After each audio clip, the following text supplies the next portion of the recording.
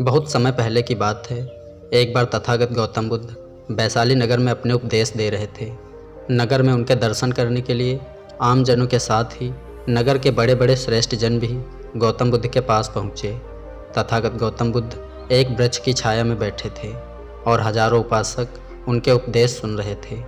यह समाचार सुनकर नगर की प्रसिद्ध वेश्या आम्रपाली भी उनके उपदेश सुनने के लिए वहां पहुंची। उपदेश समाप्त होने के बाद हर किसी की इच्छा थी कि तथागत उनका निमंत्रण स्वीकार करें और उनके घर भोजन करने के लिए पधारें। वैशाली की वेश्या आम्रपाली भी बुद्ध के तपस्वी जीवन को देखकर प्रभावित हो चुकी थी। वह अपना घृणित जीवन छोड़कर बौद्ध भिक्षु बनना चाहती थी। यही सब सोचकर वह भी गौतम बुद्ध को निमंत्रण देने पहुंची और बुद्ध ने उसका निमंत्रण स्वीकार कर लिया और वे उसके घर भोजन कर भी आए। जब उनके शिष्यों को यह बात पता चली तो उन्होंने बुरा मानकर उनसे स्पष्ट रूप से कहा, आपने एक वेश्या के घर भोजन करके बहुत ही अनुचित कार्य किया है। अपने शिष्यों की यह बात सुनकर तथागत उन सबसे बोले, आप लोगों को आश्चर्य है मैंने वेश्या के घर भोजन क्यों किया। उसका कारण यह है कि मैंने उसकी प्रेम भावना देखी थी।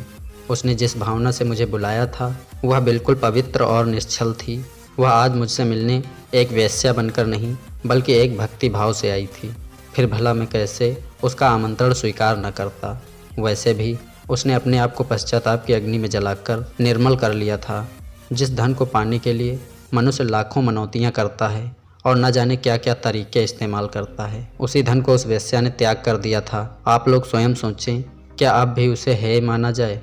बुद्ध की यह बात सुनकर सभी शिष्यों को महसूस हुआ कि तथागत बिल्कुल सही कह रहे हैं। इसलिए उन्हें बहुत पश्चाताप हुआ और उन्होंने बुद्ध से माफ़ी मांगी।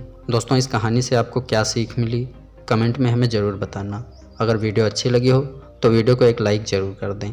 आपका कीमती समय देने के लिए बहुत बहुत धन्यवाद।